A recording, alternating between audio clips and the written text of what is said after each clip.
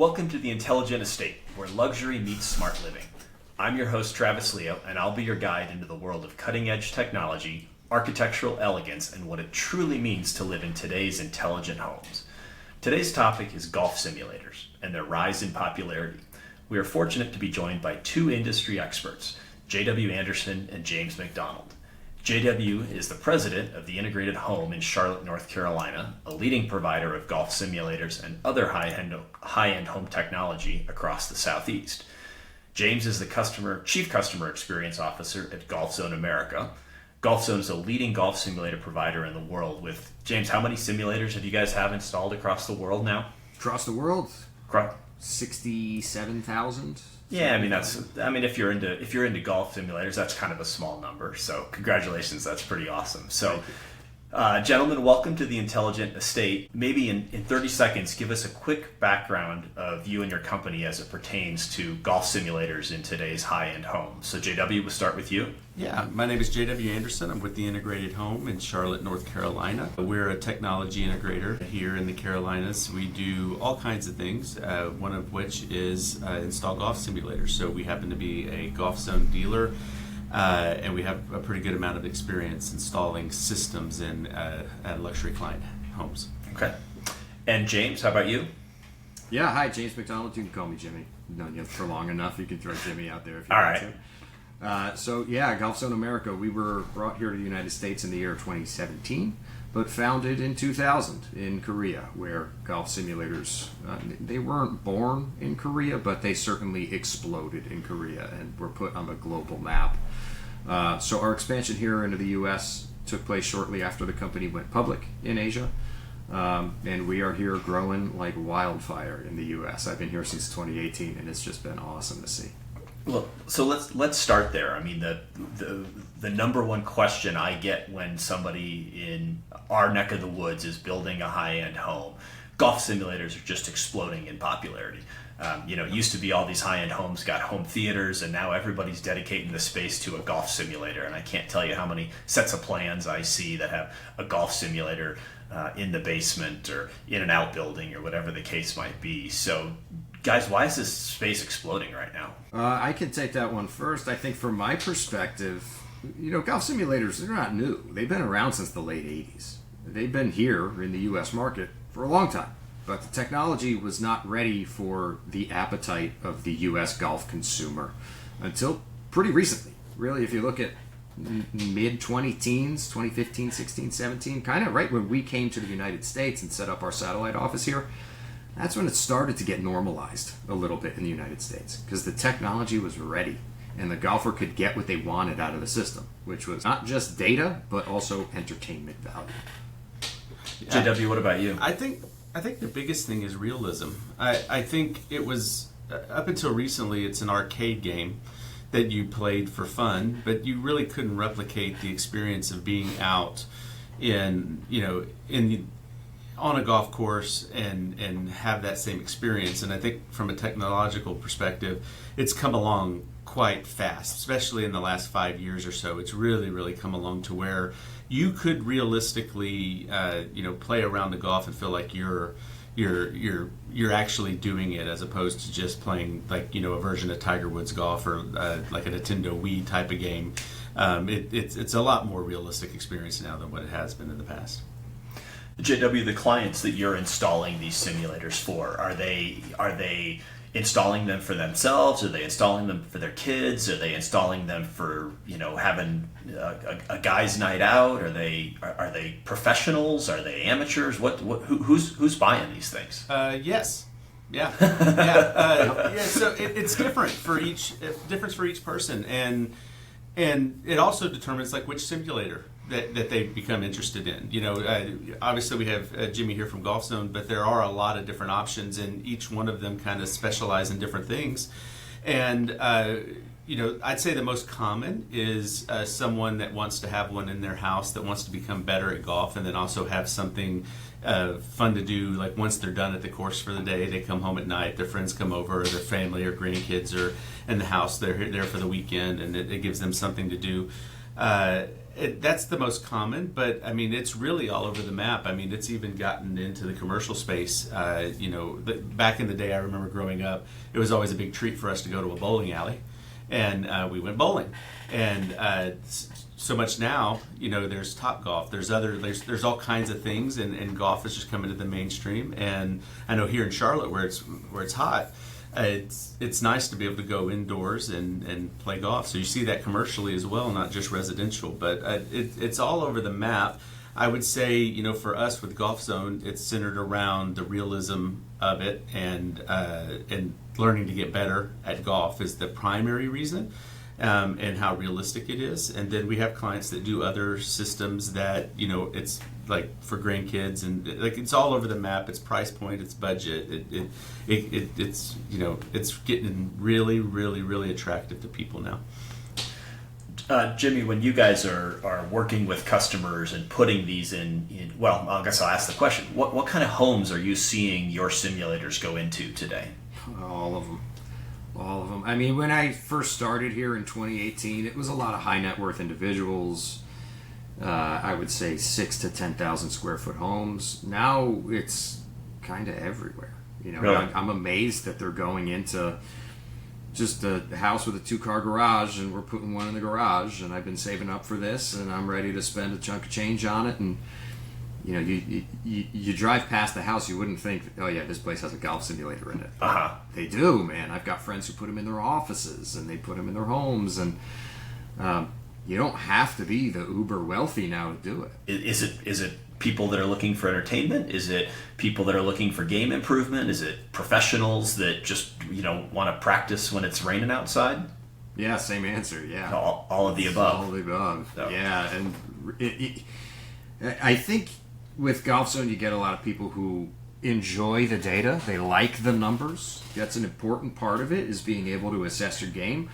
But that's all tethered into game improvement, right? So thank God we live in the United States, where we are very seasonal. The north part of the United States and Canada, the wintertime, you cannot play golf. And then you get all the way down to the south, out in like Arizona, it's too hot to play golf in the summertime. Mm-hmm. So kind of anywhere you go, you're going to face some kind of seasonality. And that's where golf simulators come in huge, because the golfers that we're dealing with are what the NGF would categorize as your avid or core golfer. They don't want to shut it down for 2 to 4 months. I live in New York. I'm not playing golf at all from December to end of March. Depending on what the kids are up to. I mean, I played one round this year and it's the middle of June. But I can always go get on a simulator, and if I have 45 minutes, I can get a 15-minute practice session and a round of golf. So you don't need as much time, and you can get out there and quench your thirst. So for our audience that may be designing a custom home or a specifier or getting ready to build their dream home, the number one question that I always got from people is, how much space do I need to put in a golf simulator? So if I'm starting from scratch and I'm building my plans, and you're my builder, and I say, hey, I want to put a golf simulator, and how much space are you dedicating to that? JW, I'll start with you. Yeah, it really does depend on the system that you implement. So, since we have Jimmy here, using Golf Zone, for example, you really want to have 14, 15 feet wide by, 10 to 11 feet tall by 20 to 25 feet deep. Okay.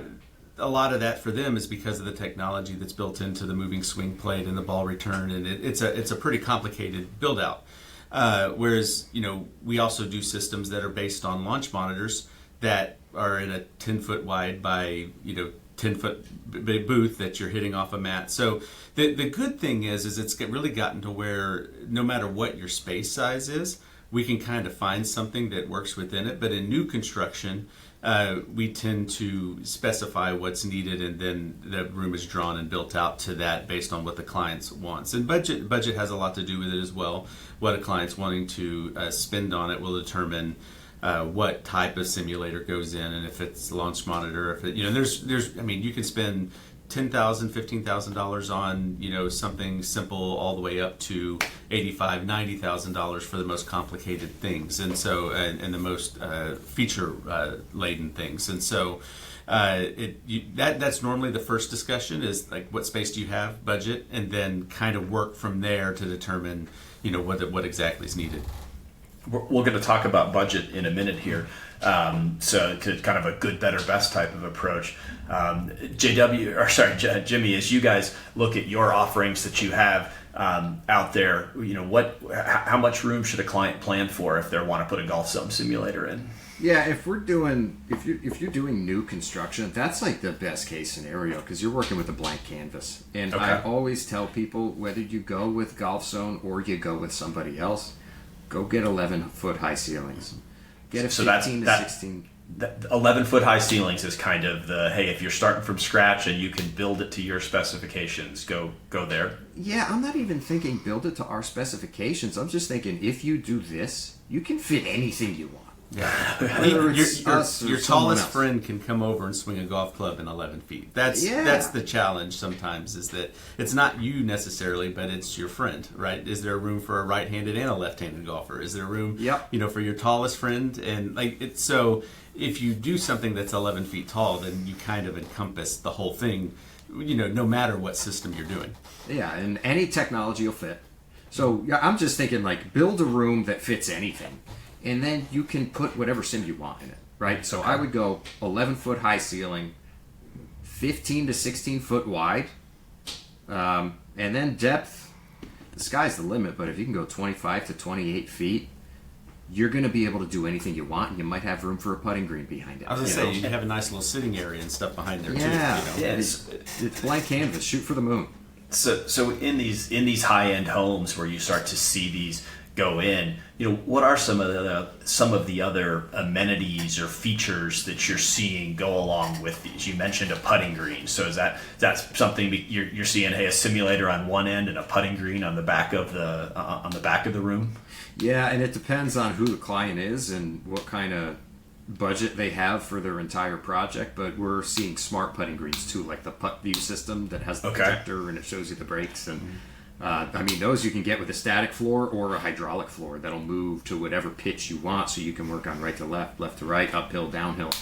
There's a lot of that. And then, if you're not going to put a golden tee machine in the corner of the room somewhere, what are you doing? Okay. All right. So I got to make sure I got room for my putting green, my golden tee machine. I probably need a bar somewhere too, don't I? If we're playing golf, we're probably drinking a few beers along the way. So I would say that's the most common. A cool lounge area, because only one person sitting at a time. So what does everybody else do?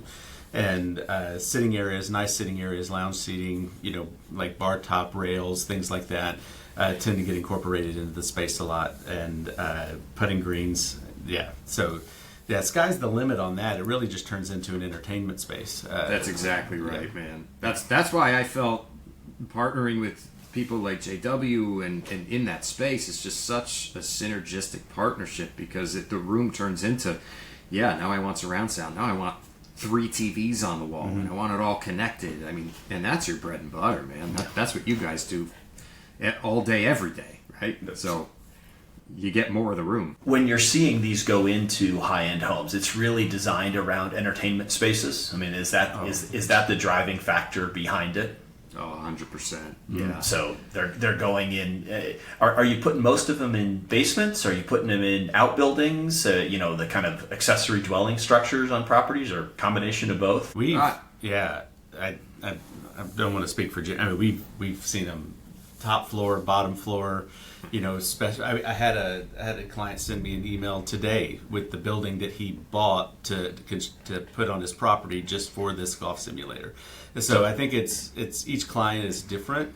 My favorite ones have been the ones that are, full-scale golf simulator with a small putting green with a bar area, walking out onto a patio overlooking the golf course they live on, right? I know exactly the one you're talking about, right? and those kind of things are super cool, but that's not all of the projects, but they do tend to be centered around the idea of, hey, I want my friends to come over and do this with me, or my kids to do this with me. It's definitely a social experience for not only families but friends, and then now it's gotten to the point from a connectivity perspective that you can play other people online and participate in tournaments and things like that.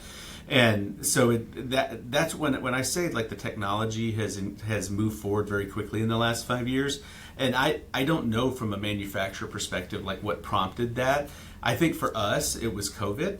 The push for everybody to be in the house and be able to have those similar experiences. Golf, luckily, was a socially distanced sport, but at the same time, you're also back in your house with your family and stuff like that. And theaters were a great way of being able to do that at home, and golf simulators were too. We saw a lot of increase in business, and it felt like the technology sprung forward from about 2020 on. And I don't know the dates exactly, but I just feel like all of the offerings have gotten a lot better, and the network ability and the ability to go out and say, hey, I'm going to play someone from Korea, or I have a friend in Florida who has one of these simulators and I'm going to play them tonight.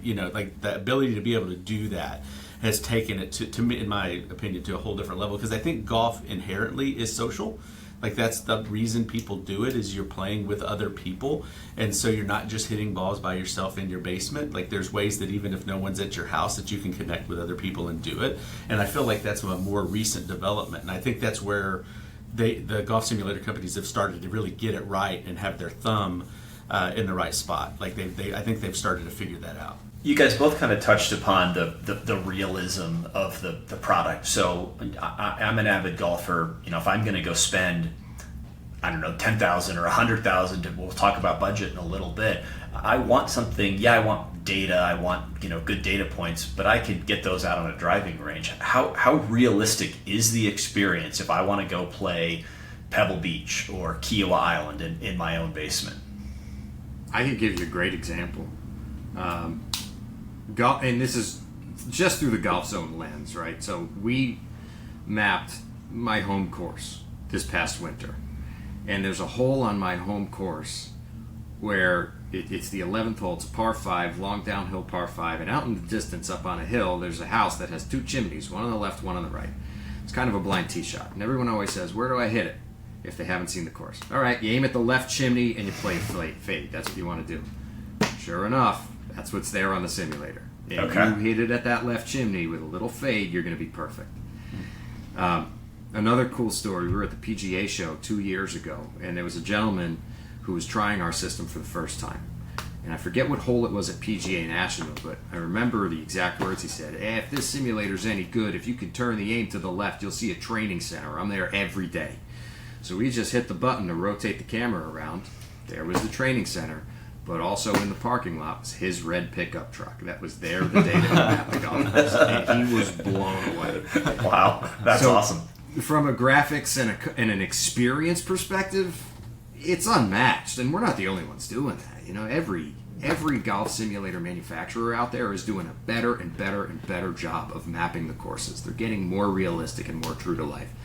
The gameplay has also risen quite a bit. So where you start to lose it with golf simulation traditionally, and this is why the adoption rates were so low in the early 2000s, short game and putting.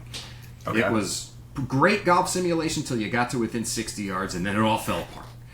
And now all of the manufacturers have kind of elevated their game. I would argue that Golf Zone is a cut above with the ability to turn gimmies off, and if you got a 6-inch putt, hit it 6 inches, That to me is a competitive advantage. But short game and putting as a whole has really elevated, and you're playing golf. We just call it indoor golf now. We don't call it golf simulation. It's a different way to approach the game, but you're still playing the game at its core. You've talked about if you want to put these in new construction, how much room you need. Are you guys seeing these go into existing rooms in if I've got a big unfinished basement space, or is it people doing construction projects to finish them out? Are they kind of putting temporary solutions in? Is it all of the above? JW, what do you see in existing homes in a remodeled scenario or something like that? Those are always the most challenging, quite frankly, is because we're dealing with an existing space that may have faulted ceilings and stuff like that, and a lot of times that takes the most effort to try to figure out a product that's going to fit within that. they may come to us and say, hey, I want this particular simulator, and this is, I'm willing to spend the money on this, and all of this. And then we look at their room and just like, there's not a way for that to work. And so, part of the big challenge on the retrofit standpoint is just the flexibility to be able to move to a product that actually works within the space. And sometimes that's a challenge for clients because they have their heart set on a very specific thing, and it doesn't always work. And so the most, ceiling height is always a big thing, especially if you're talking about basements and stuff like that. But I feel like clients, because they know whether or not they can swing a club in their basement, like are aware of the height requirements. I think sometimes where clients get really surprised is depth. Is they think, oh, I've got a wide enough room, I've got 15 feet and all that, but they only have 12 or 13 feet going the other way. Depth always tends to get us because you also want an area to be able to stand around when someone's not hitting, and so we find a lot of times that depth can be a challenge. But we usually can find a product that works in any type of space. It just may not be the biggest, most technologically advanced version of that simulator, and so that's. New construction, of course, is great because it is a clean slate. I'd say a majority of our work is probably on the retrofit side, and it's just always a challenge to kind of figure out something that works within the systems and just having the flexibility to go to the right thing. But in a perfect world, if you're starting from scratch or you're building a new home or doing a remodel, get an expert involved as quickly as possible. Yeah, I mean, it definitely would save you a lot of time and money. We've had a lot of situations to where architects have drawn a room based on looking at something on a website or whatever it may be, and not actually talking to whether you're talking to someone like us initially that has experience across multiple systems and have seen a lot of different things, or even an individual manufacturer, whether it's Golf Zone or the others, like having a conversation about those rooms. I happen to think, and this is just my own personal opinion, and it's a little bit biased, that calling an integrator or somebody that has experience implementing them is the better first call, because they're more likely to have seen a lot of different variations from different companies and different rooms and different height, like have seen more challenges. Whereas if I pick up a phone and call Golf Zone, for example, whoever picks up that phone may only know the information based on, oh, you want the 2Vision NX, this is exactly what you need. And then when you find out that doesn't work, like that architect or whoever the stakeholder is, like pivots to something different, when maybe someone like the installers would know, well, that is technically the right footprint, but we've done several that aren't that footprint, and we can make it work. And so, selfishly, I think the first call is better to the dealer or the integrator. I don't know if Jimmy would agree with that or not, but I think it gives you the highest likelihood of having flexibility in figuring out what would work best for the client. Yeah, I think it's whoever's the expert, right? And JW, integrators are certainly the expert in this category. Golf Zone's going to be the expert in Golf Zone. TrackMan's going to be the expert in TrackMan. We can kind of back our way into what a TrackMan would probably do, but I don't know exactly what they would do. I know what we would do. I just think if a customer calls an expert I've said it a million times, to a customer I've said this, you've never done a golf simulator. We've done 50,000 of them. Just let us vet this with you. And JW, you probably say your version of the same thing. Yep. You've never done this. We've done it a bunch of times. Trust me. I know that's what the spec sheet says. We've got some room. So let's make it work. Well, let's talk about that for a second, Jimmy. So obviously you have JW in Charlotte. Do you have a network of dealers across the United States that are experts in these types of systems that are going into high-end custom homes? Yeah, it's the United States, Canada, and Mexico. Yeah, we cover all of North America. We've got, when I started with this company in 2018, we had two. We had one distributor in Canada, one distributor in Mexico. Now we've got close to 40 integration partners across the United States who are doing this at a very high level. So it's pretty easy to find an expert of somebody who has experience not only with Golf Zone, but to JW's point, that would have experience with other platforms as well, that can get engaged early in the process, help you spec out the space, design the system, everything like that. Yes, it is. Whether it's going to our website or even just throwing local Google searches out there, I mean, JW's, the integrated home should pop right up. If you're in the greater Charlotte area and you're looking for a golf simulator, I'm sure the integrated home is going to be one of the top hits. Let's talk about budget a little bit more here. So one of the things we like to do on the Intelligent Estate is kind of break everything down to a good, better, best. So I want to put a golf simulator in. I'm building a new house. Give me what the good option is. Give me what the better option is, and give me what the best option is. So, JW, I'll start with you. Well, I think the good option is going to be, from any manufacturer, is going to be kind of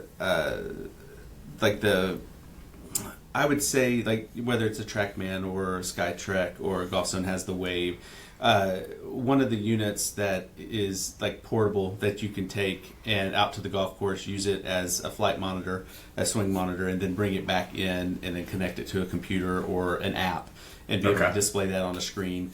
That's probably the most common thing at the lower price points to be able to do. A lot of times, if you're looking to save money, you're doing a pop-up enclosure, vinyl enclosure, or something like that, something that you can get. There's several great places that you can get those with a mat. You grab your ball, put it back on the tee, put it back on the mat, you hit, kind of thing. That's probably what I would say would be the entry level. Okay. And what's my entry level price point? I would say, realistically, with enclosure and everything, I'd say $10,000 to $20,000. Okay. You can probably get the flight monitor system, or you could probably get that for $5,000, and then you still have to get the other components to kind of make the room work. That's rough ideas what I would say there, and then I'll skip the middle ground and kind of go to the top end for a second. And at the top end, you're getting the most realistic representation of golf, right? So you're probably spending $80,000 on the golf simulator itself, and then you're building out that space to be whatever you want it to be. And I've seen clients build it out for $10,000, and I've seen clients spend $30,000 putting in bars and putting greens, and at that point, kind of sky's the limit. And that is, full scale auto tee system. You hit the ball, it rolls back under the platform that you've built. It pops the ball up for you. You don't have to fetch them. When you hit the ball on the middle of the fairway, swing plate moves, puts you in position. If the ball's below your feet on the course at that given spot, it's below your feet on the simulator. So it's the most realistic representation of golf. And then in the middle, you've got $40,000 to $60,000, which basically will lose some of those features, but inherently the software and the play is very similar. And those tend to be the most flexible in terms of what room you can put them in. And so at the high end, you're building a space for that type of simulator. And then when you get in the middle, there's a ton of flexibility. And then for the person that just wants to put something simple in a garage or something like that, there are entry-level solutions that from all manufacturers that do a really good job of that.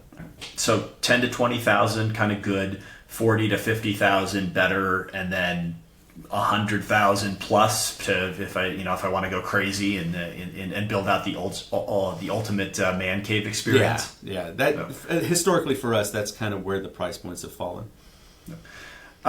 Jimmy, you agree with that? Oh, 100%. I think you nailed it. I think you nailed the numbers. You nailed the logic.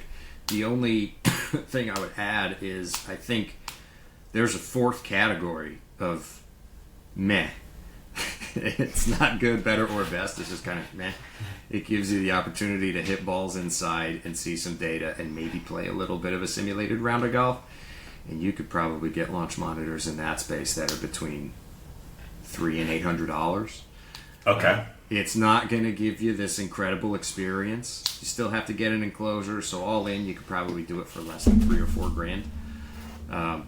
That's super entry level though, and the experience is not going to be what you're looking for if you're an avid golfer who's really got a thirst for this. Yeah. So, and especially if I'm building out a new structure or doing a remodel, that doesn't sound like the type of thing that I would want to do in a high-end home. Yeah, that's right. And I think the category that has the most attention right now in the United States is that good category. It's that $10,000 to $20,000 solution that is just pumping volume constantly. Really? Oh yeah. Why? I think so. Why? Yeah. You agree, JW? I do. And I would say that the technology and the offerings for the manufacturers are getting better, but I think 20 to 30 is a sweet spot. Like I would say every 10 clients that call the integrated home for a golf simulator, 8 of them would live in that 20 to 30, 40-ish range if there were great solutions for that. And the challenge is from all of the different manufacturers is they've got the 50, 60 plus kind of nailed. And but under that, there's still some work to do. I think this is just my personal opinion. There's still some work to do to create like great solutions in that space, and I think several of the manufacturers, they have the lower end, like the 5 to 15, doing pretty well. But I think there are clients that they want it to be a little bit nicer. They don't necessarily want a vinyl pop-up booth. They want a better version of that type of thing. They want a little bit more data, a little bit more faster experience. One of the things that we've seen is clients now are starting to become, because they're aware the technology exists, that everything is instantaneous, that their patience for like hitting the ball and there being a delay and then it shows on screen and stuff like that are getting to be less. And so we're starting to see, fortunately Golf Zone like does that really well. Other manufacturers not as much, but that's getting better. I think everybody's realizing that people want that kind of like, I want to hit the ball and feel like I just hit a golf shot. And I feel like in that middle ground is where the biggest opportunity lies, because I think the best manufacturers traditionally haven't addressed that market well. There are places there are things there, but I don't think that they meet the level of experience that people want. And so they end up, I guess what I'm trying to say is they end up spending the 10 to 20 when they would have spent 20 to 30 if something better existed that better met their needs. But then when they look at the options, they just default back because they don't have the budget to spend 60 plus, 50, 60 plus. And so I think there's this kind of no man's land, for lack of a better term, where I think golf simulator companies as a whole could really address that space and benefit everybody. As we start to wrap up here, what's the best simulator install you've done, JW? What's the coolest one you've done? I think you talked about it earlier. Yeah, there's a couple. Like we did one here in Charlotte, overlooking Quail Hollow, and as a matter of fact, right in around the same time, Golf Zone mapped Quail Hollow for us, and we put a simulator at Quail Hollow and in this particular client's home. And just the setup of it, just full scale golf simulator with putting green, like bar area. Architect on the project's just spectacular. He's an avid golfer as well, and just designed an incredible space. You walk out on a balcony and you overlook like Quail Hollow. So for me, being here in Charlotte, that was really exciting. We recently did one down in Miami that just the way the architect incorporated it into a plan was just super awesome. And we worked with a local company. We often help other integrators that maybe don't have as much experience doing the simulators. We kind of give them a hand, and so a friend of mine reached out and asked for assistance. And the way they incorporated that with sliding glass doors off of a bar area protected by a curtain with all the video game arcade stuff, I mean, it's just spectacular architecturally. So I think those two jumped to the forefront for me. You want to give a shout out to either one of those two architects?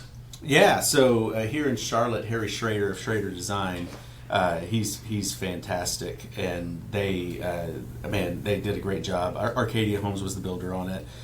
It was up on a second story, so it was a challenge to get that implemented, and it turned out to be spectacular. Jimmy, what's the coolest Golf Zone installation you've seen in a residential space? Well, it's kind of unique that I'm on this call with JW, and I've actually been in both of those homes that you just referenced. And they're Have you? Killer. Just absolutely killer. I think the coolest experience I had was, and this just shows you the type of customer who's buying the high-end stuff, right? I had a guy call me to come look at his house and see if we could fit one in. He was fully decided. Golf Zone is what I'm getting. I just need you to come and let me know where to put it. So I got to his house, we took a look around and said, sorry man, I just don't think it's going to fit unless you do X, Y, and Z. So he called me a week later and he goes, all right, I bought the land up the street. There was a bunch of acreage for sale. I bought it. I'm going to build on it. Just tell me what I need to build. So I gave him the specs, told him what he needed to build. He called me again 2 weeks later and he goes, all right, I sold that plot of land. My neighbor just put his house up. I bought that. I need you to come over and tell me if it'll fit. So I went to that house and I said, yeah, it'll fit. We'll put it right there. And he goes, perfect. And that was it. So the guy was buying and trading to get a Golf Zone simulator. And I assume he's got one now, and he's thrilled with it. So. Yes, he is. It ended up really cool. There were some unique things that we had to do to make it all work, but it ended up coming out perfect. Right. Well, guys, any last thoughts or recommendations for people that are, designing or building a high-end home if they want to put a golf simulator in? Jimmy, I'll start with you. Yeah, call an expert. If you're thinking about doing it, call an expert. It's never too early to engage. I mean, I'm talking at the architectural level. If you're in architecture and design, it's the best time to do it.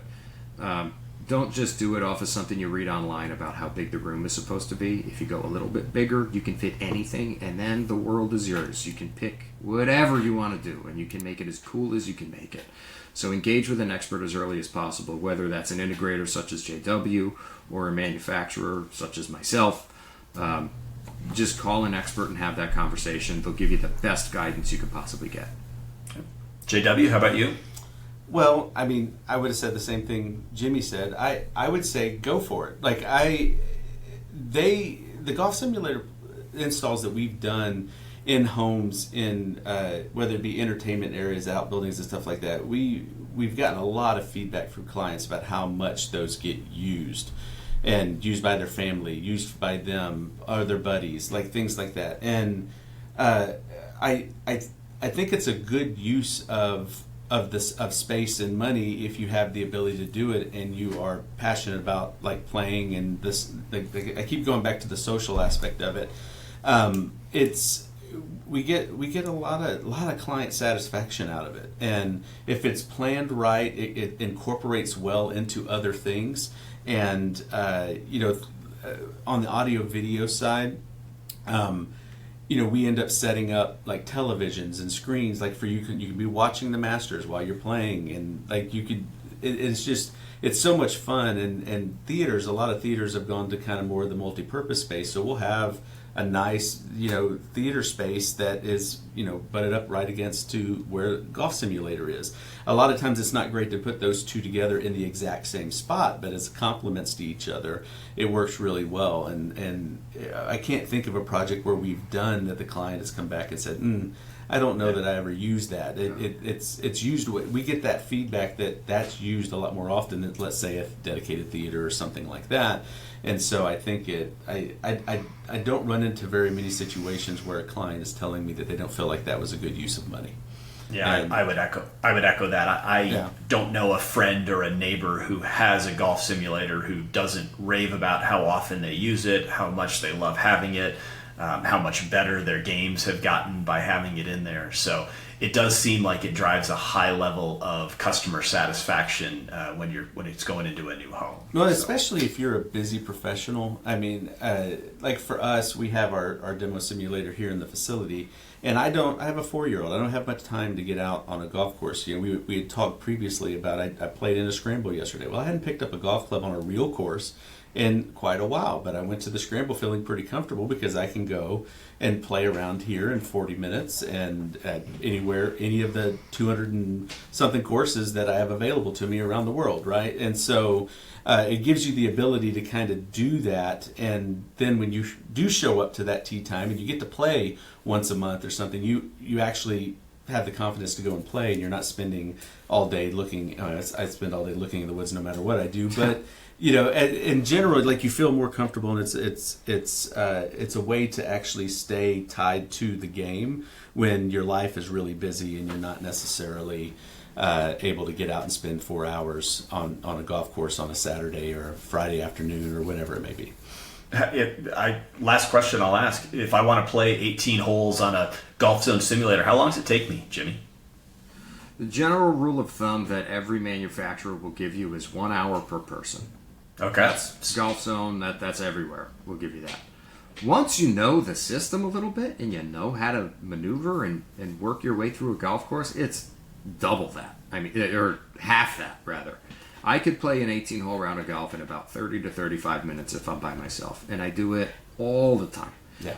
I don't have one at home, unfortunately, but I've got a Golf Zone Social about 10 minutes from my house. Yeah. I'll go play 18 holes in 35 Jimmy minutes. is really good at golf. So add 10 minutes for the rest of us and call it 45 because we hit more shots. We get a little bit more money, like more shots for the money kind of thing for the time. And so I'd say 45 minutes for someone that is not as good as the two of you. But so the two of you, 30 minutes is no problem. So if you're squeezed for time, a golf simulator can be a great way to get a full round of golf and get some practice without dedicating 5 hours away from family or chores or whatever the other commitments may be. So, and the other crazy part is family wants to partake in this. If your wife and kids or your husband and kids if they're not golfers, they're going to look at this as a different entertainment outlet. They're not going to look at it as going to the club. We're there for 5 hours and we got to get there. No, we'll go into the room, we'll play 18 holes, we'll whack it around and play some arcade games, and we'll be done in an hour and a half. It's like game night. It's family game night. That's cool. And it's a big giant screen, and the adoption has just been incredible. I've heard so many stories from people who bought this for personal use, and they're telling me, I can't tell you how much this has brought my family together. My daughter never played golf in her life. She came home from college. We play every night. Yep. It's exactly what you want to hear. Anecdotally, I have to second that. I know we're out of time, but my son just turned 4. He's aware of golf, and when I asked him this past weekend, like, what do you want to do? I think it was Sunday. What do you want to do today? I want to go to your office, Dad, and I want to play golf. And he loves, on our system, there's a block smash game that you put it on the easy mode, and even if he doesn't get the ball off the ground, it jumps a ramp and hits the blocks. That is his number one. If I ask him, what do you want to do today? Dad, I want to go to your office. He has a little keyboard. He pretends to work over here. And then when we're done working, we play golf. And so he knows we come in here, he has work to do, and then we play golf. And it's his number one activity at 4 years old that he wants to do. And we've got him a little club and all that kind of stuff. And I will tell you as a father, like that is one of the most exciting things to see him start to develop a love for playing golf at that age, because I know that portends to me being able to spend more time on the golf course as he gets older, because that's what he's going to want to do, and so I'm going to get to go do that for him with him. You're fostering a relationship with the game that he's going to have for the rest of his life. No matter where he ends up, he's going to have golf for the rest of his life. That's right. He can play it until he's 85 years old. That's a beautiful thing, man. That's all we're trying to do. I probably sound like an old man yelling at the clouds when I say today's kids, all they are is on screens, and this sounds like a screen that is a productive screen. It's something that you can get a lot of enjoyment and pleasure out of. And so, it's a good screen. Great. Well, with that, guys, I'd like to thank you for your time today. I've learned a lot about putting a golf simulator in a home, what it takes to be involved, how to get an expert involved. So I appreciate your time and engagement with the Intelligent Estate today. We'll put your contact information up on the screen here, so if anybody wants to contact you to learn more or contact an expert in your area, we'll certainly have them get in touch with you. But guys, thank you for taking the time today. Thank you. Our pleasure. Thank you. This is awesome.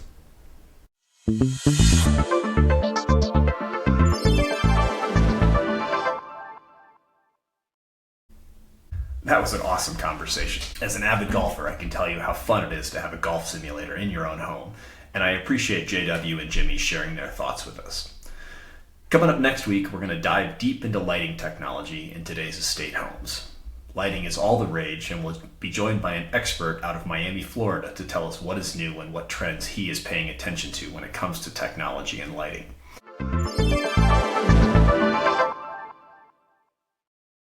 That's a wrap on this episode of The Intelligent Estate, where luxury meets smart living. We covered a lot today. If you've enjoyed today's episode, do me a favor. Hit that subscribe button on your favorite podcast platform and leave a quick rating or review. It helps more design lovers, homeowners, and tech-forward thinkers find this show. And hey, if you've got questions, ideas, or just want to show off your own intelligent estate, reach out on Instagram at The Intelligent Estate Podcast. I'd love to hear from you. Thanks for engaging with us. We'll see you in a couple of weeks.